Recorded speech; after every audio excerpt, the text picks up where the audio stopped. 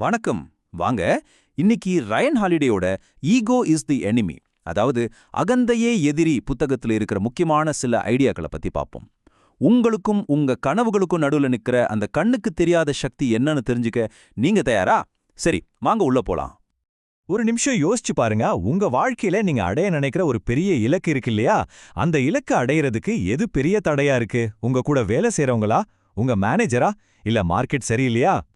நீங்க அந்த தடைய வெளியில எங்கேயாவது தேடிட்டு இருந்தீங்கன்னா ஒரு நிமிஷம் நில்லுங்க. உண்மை என்னன்னா, உங்க வளர்ச்சிக்கு இருக்கிற மிகப்பெரிய எதிரி வெளியில இருந்து வர்றதில்ல, அது உங்களுக்குள்ளே தான் இருக்குது. சரி, அப்போ அந்த உள்ள இருக்கிற எதிரிக்கு ஒரு பேர் கொடுப்போம் இல்லையா? இந்த புத்தகத்தை பொறுத்த வரைக்கும் உங்களுக்கும் உங்க இலட்சியத்துக்கும் நடுவுல நிக்கிற அந்த சக்திக்கு பேர் தான் அகந்தை, அதாவது ஈகோ. ஆனா இங்க ஒரு முக்கியமான விஷயத்தை நாம புரிஞ்சுக்கணும். ஈகோங்கிறது தன்னம்பிக்கையோ இல்ல சுயமரியாதையோ கிடையாது. அது வேற, இது வேற. ஈகோ என்ன சொல்லும்னா, நான் தான் பெஸ்ட், மத்தவங்கள விட எனக்கு தான் எல்லாம் கிடைக்கணும்னு சொல்லும். இது ஒரு மாதிரி விஷமான எண்ணம். இன்னும் சிம்பிளா சொல்லணும்னா, நமக்குள்ள ஒரு பிடிவாதமான குழந்தை இருக்கு இல்லையா? எல்லாரையும் விட தனக்கு வேணுங்கிறதா முக்கியம்னு அடம்பிடிக்கும்ல, அதுதான் ஈகோ. யாராவது நம்மள விமர்சனம் பண்ணா கோபம் வருதுல்ல, நம்ம தப்ப ஒத்துக்கவே மாட்டோம்ல, அப்போ அந்த குழந்தை தான் பேசிட்டு இருக்கு. ஒரு எதிரிய ஜெயிக்கணும்னா அவன் எங்க எப்போ தாக்குவான்னு நமக்கு தெரியணும் இல்லையா? நம்ம வாழ்க்கையில ஈகோ தாக்குற 3 முக்கியமான போர்க்களங்கள் இருக்கு. அது என்னன்னு பார்க்கலாம் வாங்க. நீங்க ஒரு புது விஷயத்த ஆசையோட ஆரம்பிக்கும்போது, அதுல பெரிய லெவல்ல ஜெயிக்கும்போது, இல்லனா திடீர்னு ஒரு தோல்வியை சந்திக்கும்போது, இந்த 3 ஸ்டேஜ்லயுமே ஈகோ உங்களை கீழே தள்ளுறதுக்கு ரெடியா காத்துட்டு இருக்கும். ஒவ்வொரு ஸ்டேஜ்லயும் அதோட அட்டாக்கும் வேற மாதிரி இருக்கும். சோ நம்ம புரிஞ்சுக்க வேண்டிய விஷயம் என்னன்னா, இந்த ஈகோவுக்கு எதிரான சண்டையிலிருந்து யாருக்குமே எஸ்கேப் கிடையாது. நீங்க இப்பதான் கெரியர் ஆரம்பிக்கிற ஒரு ஸ்டூடெண்டா இருக்கலாம், இல்ல ஒரு பெரிய கம்பெனியோட சிஇஓவா இருக்கலாம், யாரு வேணா இருக்கலாம். இந்த சண்டை எல்லாருக்கும் உண்டு. சரி, எதிரி யாருன்னு கண்டுபிடிச்சாச்சு. இப்போ அவனை ஜெயிக்க நம்மளோட முதல் ஆயுதம் என்ன? அது ரொம்ப சிம்பிள்.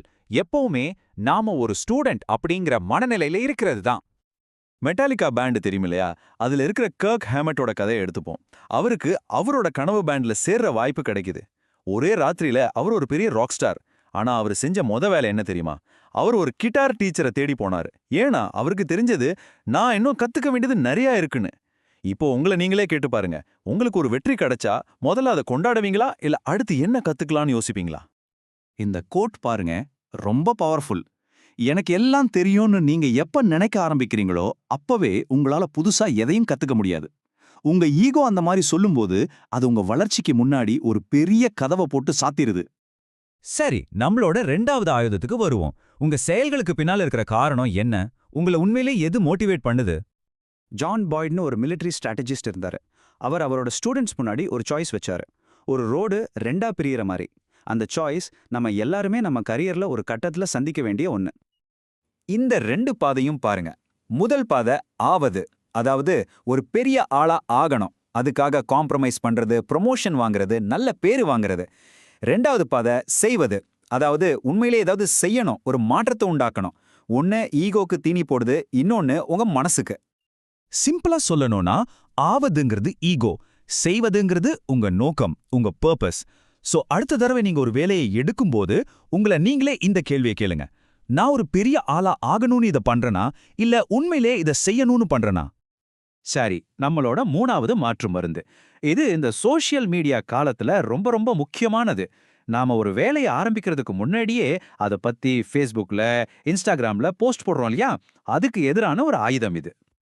ஏன் அப்படி சொல்றோம்னா, நீங்க என்ன செய்ய போறீங்கன்னு மத்தவங்க கிட்ட சொல்லும்போது உங்க மூளைக்கு ஒரு சின்ன சந்தோஷம் கிடைக்கும்.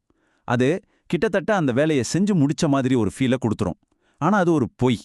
அந்த சின்ன சந்தோஷம் அந்த வேலையை உண்மையிலே செய்யறதுக்கு தேவையான எனர்ஜியை நம்ம கிட்ட இருந்து எடுத்துடும். ஆயிரக்கணக்கான வருஷங்களுக்கு முன்னாடியே லாவோ சொன்னது தான் இது. உண்மையிலேயே விஷயம் தெரிஞ்சவங்க பேச மாட்டாங்க. பேசுறவங்களுக்கு விஷயம் தெரியாது. பேசாதீங்க, செஞ்சு காட்டுங்க.